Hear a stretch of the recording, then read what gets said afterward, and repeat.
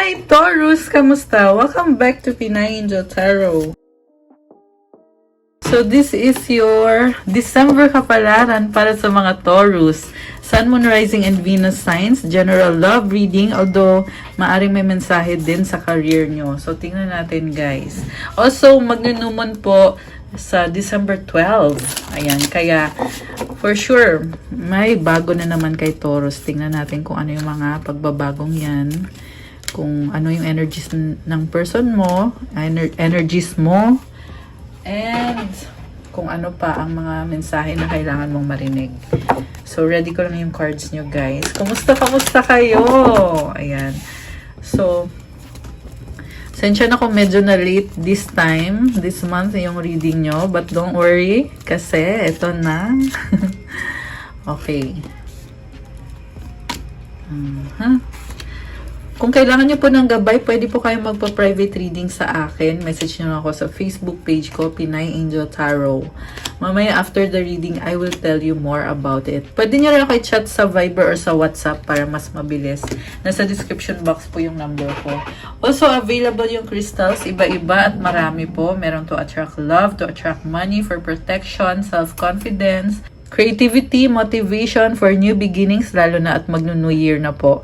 So, tingnan nyo po sa Instagram ko kasi nakadetalye po dyan yung benefits ng mga crystals since marami po sa inyo ay first time or hindi pa nakakatry. Check out my Instagram for that. Mamaya, I will tell you more after ng reading. Okay? So, ngayon tingnan na natin yung unang mensahe. Tingnan natin yung moon card mo. Okay. Nakuha mo is, prosperity lies ahead, new moon in Taurus. Ayan, Taurus na Taurus. Ang ganda nito Merong prosperity, very nice. Yung iba, ini-enjoy nyo na talaga ngayon, yung prosperity na yan. Yung iba naman, paparating at i-claim mo na. Claim mo na ngayon na andyan na. Andyan na yung prosperity. Ini-enjoy mo na. Ang ganda. Next card is, what do you need to release waning moon? Sabi ko nga magnunumon na So, meron kailangan i-let go para i-welcome ang bagong energies. Itanong mo sa sarili mo, tingnan mo yung sitwasyon mo, at itanong mo kung anong bagay na yan, ugali ba yan, tao, lugar, sitwasyon, na kailangan mong i-release para i-clear yung energies mo, para maging fresh ka ulit. And then, yung next card mo, oh my gosh, true love. True love comes when you least expect it. Commitment. Commitment is an important factor to achieve a successful relationship. Telepathic, close your soul connections. Close soul connections are harmoniously synchronized, creating moments of telepathy. Nakakaloka to, guys. Wow. I'm so excited for you, Taurus. Yung person na ka-deal mo, totoong mahal ka at committed sa'yo. Connected din kayo sa isip. Mukhang soulmate mo kasi yan kaya alam nyo yung iniisip ng isa't isa. Nakakatuwa, nakakaloka din. Pero ang ganda nito, may nakita kong lumilevel up na connection. Kita mo may pa-ring and may pa-flower. Oh my gosh, very romantic and very deep kind of love. So mukhang very surprising din to kasi true love comes kung kailan mo daw hindi in-expect, saka naman dadating yung true love sa buhay mo. Oh my gosh, grabe. Okay.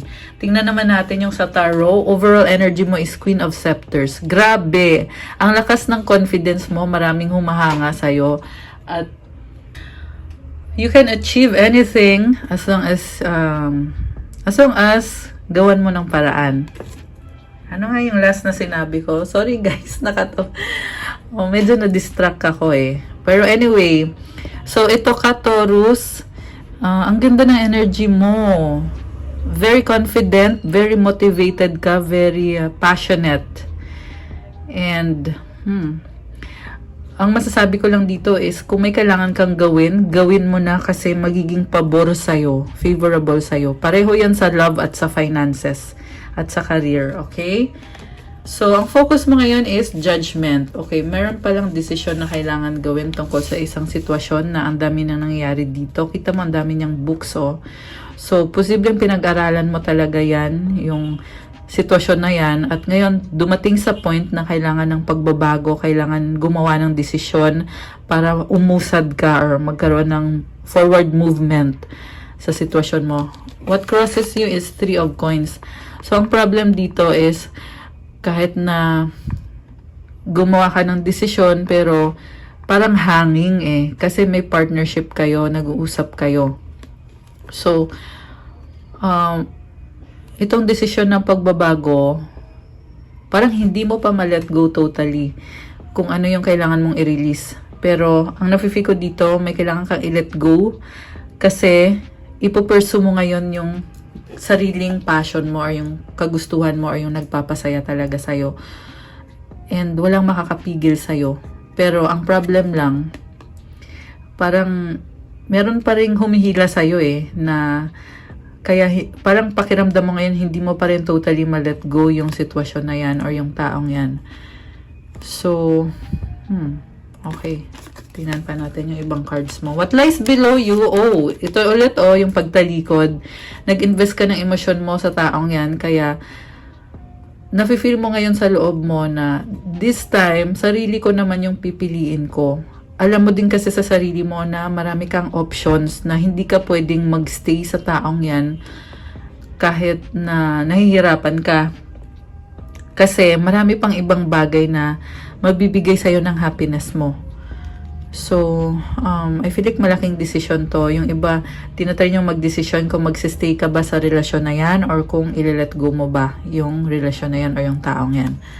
So, what lies above is Page of Swords. Andun yung curiosity mo. Ngayon, naghahanap ka pa ng more information. Although, meron ka namang deep understanding sa mga nangyari sa inyo ng taong yan. Pero at the same time, pinag-aaralan mo pa ng mabuti. At nakita ko dito, tinitingnan mo pa rin yung taong yan. Inobserbahan mo siya. Nagkikare ka pa rin sa kanya Parang may na-feel ako dito na parang na-stress ka sa kanya. And although gusto mo naman yung ginagawa mo, pero nasi-stress ka. Okay. So, what lies behind is 9 of Swords. Parang naging anxious ka Parang nagdala ng problema sa'yo yung taong yan. Or ang daming dinalang problema sa'yo. Kaya, kailangan mong magdesisyon kung magsistay ka pa ba o hindi. Sa near future is 8 of Wands. Okay. Ito na nga, marami kasing paparating na blessings.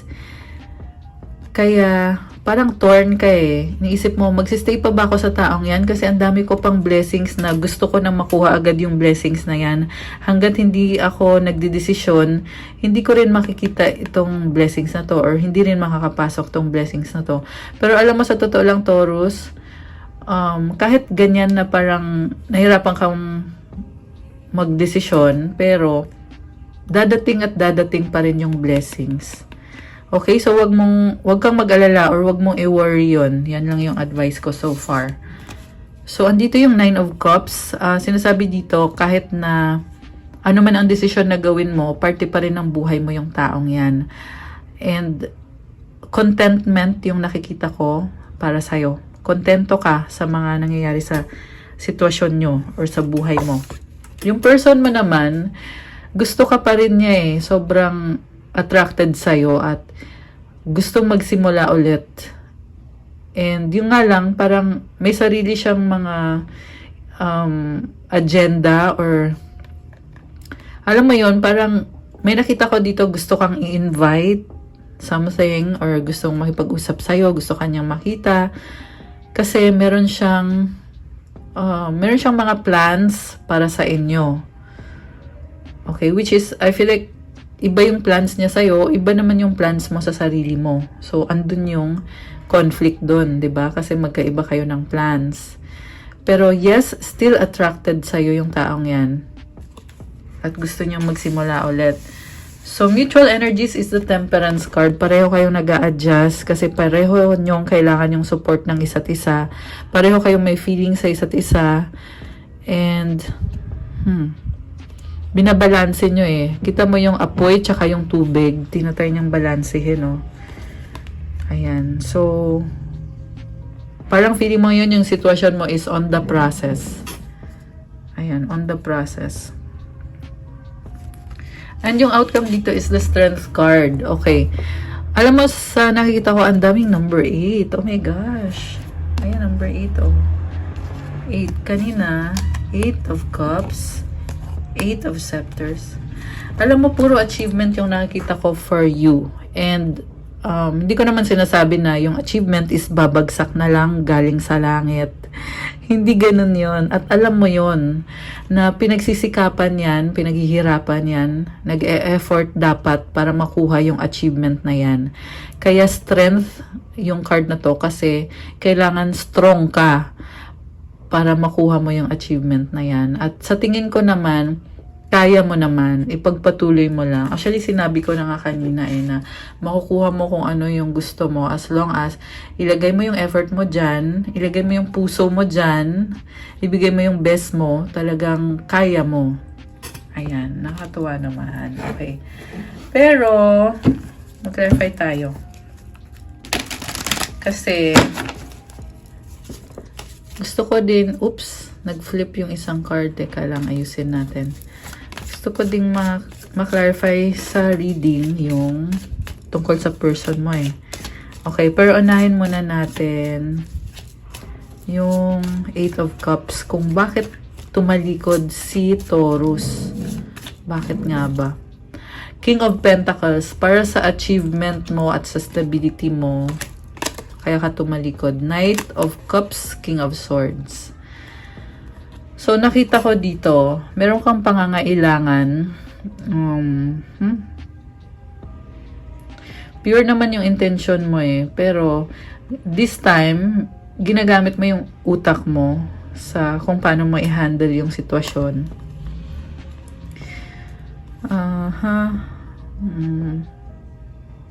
Nakita ko dito, dati humihingi ka ng tulong sa kanya. Or baka siya humihingi ng tulong sa'yo.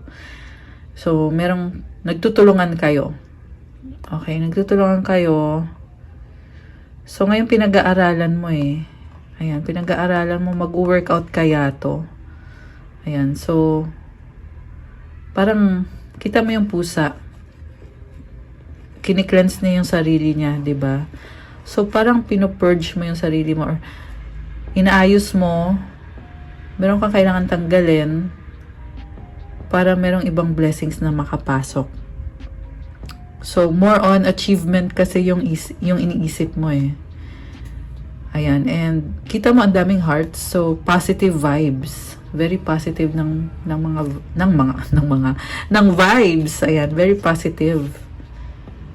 So, at the same time, nakita ko dito, gusto mong mag-grow, more growth pa sa sarili mo.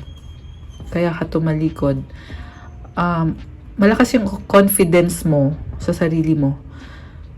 So, siguro kailangan mo ding i-remind yung sarili mo na kaya mo yan kasi nagiging emotional ka eh. 'Di ba? Kaya ka nga tumalikod kasi emotional ka sa sitwasyon. At iniisip mo din na nag-invest ka dyan pero biglang tatalikuran mo. So, parang reminder lang sa'yo to na kaya mo yan, strong ka. Kanina nga may strength card ka nga, 'di ba? So, tingnan natin bakit judgment card yung focus mo. Knight of Wands, 2 of Cups, 6 of Pentacles. Oh, kasi may pinagsamahan kayo, no? Okay. Give and take ulit yung nakita ko dito. And mukhang binigay mo yung best mo eh sa connection na yan, sa taong yan. So much attraction, so much passion. Andito ulit yung nagtutulungan kayo, sinusuportahan yung isa't isa. Grabe. So, posible na may ka-deal kang fire sign, Aries, Leo, Sagittarius. Okay? Ang lakas ng energy ng Sagittarius. So, ngayon kasi Sagittarius season tayo ngayon as of the recording of this video. Kaya, nafe-feel mo rin or pinagdadaan mo din yung energy ng Sagittarius which is very fiery and passionate. So, ganun yung energy ngayon, guys. Oh, wow! Sa bottom of the deck, andito si Queen of Cups. Nakita ko dito, masaya ka. Pinupursue mo yung happiness mo. Tapos, ito sumisilip si The Empress at si Knight of Swords. Oh my goodness. Alam mo, ang intense na mga energies na to Sa totoo lang, ang nakikita ko dito is you are enjoying, in-enjoy mo kung anong meron ka, at the same time, you are taking the lead na ikaw yung nagsasabi kung ano yung tama, kung ano yung dapat. Kita mo, ang ganda pa ni Empress, oh. Ayan, kaya nasense ko din dito marami kang admirers. At the same time, na-intimidate sa'yo or natakot sa'yo. Ayan, kita mo ang haba-haba ng hair niya. Bakit natakot sa'yo? Kasi, sinabi ko na strong ka and very straightforward ka magsalita. Kasi may confidence ka sa sarili mo para sabihin kung ano yung totoo. So, nakakagulat. Kita mo yung pusa gulat, oh.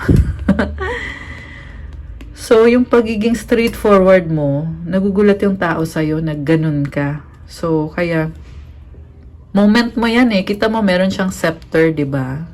Na nakataas. Na kumbaga, karapatan ko to. Ako yung empress dito.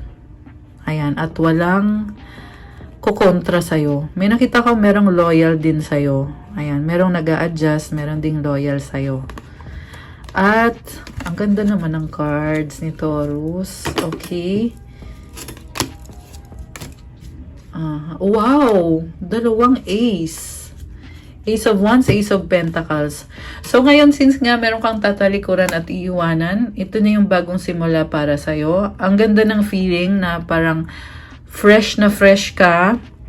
Ginagawa mo yung gusto mo or pwede mong gawin yung gusto mo kung kailan ka ready. Bagong simula. Very nice. Okay. 9 of Cups. Ayan, happiness, contentment. Okay, tingnan naman natin ano naman yung feeling ng person na ka-deal mo. Kasi kanina lumabas dito, may sarili din siyang plano. Okay. So, oh my goodness. The Hermit, 10 of Pentacles, 5 of Pentacles. So, itong person na to, very stable siya. Pero sa nakita ko, nahihirapan siya sa pag-alis mo or sa pagtalikod mo. And, nahirapan siya, guys. The Moon. So, parang nalulunod siya sa emosyon niya eh. Nalilito siya. At the same time, parang iniisip niya kung saan ba siya nagkamali. Tinitingnan niya yung sarili niya. Ano ba ako? Kita mo merong salamin, no? I mean, yung tubig, nire-reflect niya yung pusa, di ba? So, tinitingnan niya yung sarili niya. Ano bang mali sa akin? Ano bang may dumi ba ako sa mukha? Ayan, joke lang yun. Pero, something like that na chine-check niya yung sarili niya eh. Kung ano ba yung nagawa niya or nasabi niya sa'yo na nasaktan ka or kaya tumalikod ka. So, itong person naka-deal mo, maingat din siya eh. Pinag-aaralan niya sa buong anggulo yung sitwasyon. Kasi nga ramdam niya yung pagkawala mo. Although yung iba guys, hindi naman totally naghiwalay talaga. Posibleng kailangan nyo lang ng time off or cool off. Depende kasi nga general reading, 'di ba? So, i-apply nyo kung paano nagre-resonate. So, anyway, balik tayo sa person mo. Talagang tinitingnan niya sa lahat ng anggulo yung sitwasyon. And stable pa rin naman siya kahit ano man ang mangyari or kahit ano man yung maging desisyon mo. Pero hindi maiwasan makaramdam na parang lost siya kapag wala ka. Ayan, kita mo, ayan o, parang nawawala. Nawawala siya. Or wala siyang direksyon pag wala ka. So, hindi madali para sa kanya, ibig sabihin. Okay? High Priestess. Yung person na ka-deal mo, tahimik lang eh, pero naghahanap ng kasagutan. Okay. Siguro parang hindi mo din siya maintindihan kung ano bang gusto niya kasi tahimik siya. Oh my gosh, lumipad yung tower. Nakakaloka. Kita nyo yun, di ba? Bumagsak bigla. So, merong tower moment sa kanya or sa'yo or sa inyong dalawa pareho. Itong tower moment, sinasabi na kung ano yung nakasanayan nyo, kailangan may magbago. So, yan yung pinagdadaanan mo ngayon, Taurus. Kuha tayo ng outcome cards sa connection na to. Strength ulit. Oh my gosh, nakakaloka. 2 beses na. So, sabi ko nga di ba? pang-apat na number 8 na naman, oh. Ayan, number 8, number 8. You are strong and pagpatuloy mo lang yung ginagawa mo. Yun lang yung advice ko sa'yo. Kasi hindi naman madali lahat eh. Kailangan pagpatuloy mo yung effort mo para malampasan mo itong changes na to. Oh, parang feeling mo nga parang ikaw yung may mali. Curious ka din eh. Ano bang sasabihin nila? Nagki-care ka sa kanila eh. Sa totoo lang, nagki-care ka. Kaya ko sinabing sa kanila kasi maraming taong lumabas. Ayan. Nagki-care ka sa taong yan at sa mga taong involved or connected. So, andun yung naku-curious ka. Siguro ang advice ko lang, huwag masyadong curious kasi baka mamaya hindi na healthy. 'Di ba? Hindi na healthy yung mga nasasabi o nakikita, naririnig mo. Nasasabi nila or nakikita mo sa kanila or narinig mo sa kanila. So, final card is the World, which is about endings and new beginnings. So, good luck and enjoy the new beginning, Taurus. Merong number 3. Ayan, 2 plus 1 is 3. So, sa new beginning mo, nakita ko mas marirelax ka and kita mo natanggal yung hat niya. Ibig sabihin, parang nagkaroon ka ng freedom. Ayan. Dapat suot niya yung hat niya eh. Pero ito natanggal, lumipad. So, sa new beginning, you are free and you are still connected sa emotion mo. Nakaapak yung isang paa niya sa tubig. So, nakakatawa. Oh my gosh, nakakatawa to. Ayan, I love it. Kuha tayo ng oracle message. So, itong yellow na oracle cards, gawa to ng isang person na malapit sa akin. Pero, ayaw niyang sabihin kung sino siya. Anonymous na author.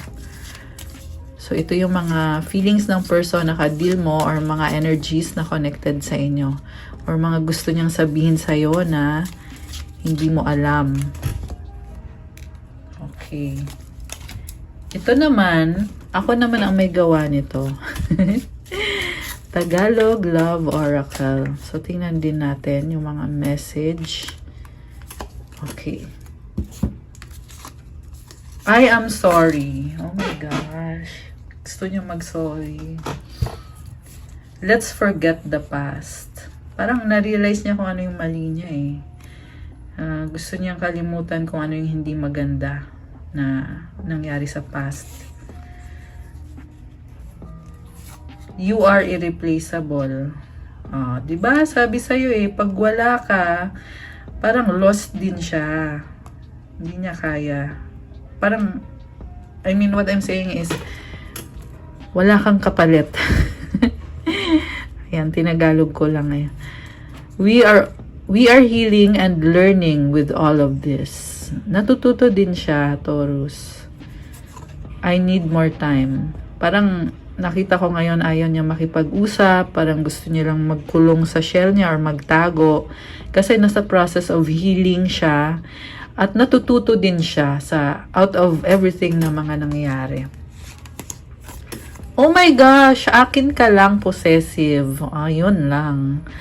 Hirap talagang pakawalan ka ng taong yan, no? Marriage. So, yung iba literal na kasal. Yung iba naman, parang andun yung feeling na you are bound or, alam mo yun, meron kang responsibilidad sa taong yan. In some way. Okay. Ikaw lang loyal. Oh my gosh. Kailangan ka talaga ng taong to, feeling niya. Grabe, ang lakas ng attachment. Oh, nalilito, confused. Yun na nga eh. Sinabi ko to kasi merong moon card na lumabas na chine-check niya yung sarili niya, saan ba ako nagkamali, ano bang mali sa akin. Kaya nagkukos ng confusion sa kanya tungkol sa sitwasyon niyo or sa connection niyo. Anong advice para kay Taurus? Oh my gosh, forgiveness. Healing comes from acceptance. Help me, dear Lord, to fully accept what is, knowing that this alone will open me to the new. Actually, kanina lumabas din to sa reading ng Scorpio. So, universal energies. Kasi, similar, very similar. Pero anyway, ang sabi dito, kapag natanggap mo daw ang nangyari or yung sitwasyon, saka ka magkakaroon ng healing.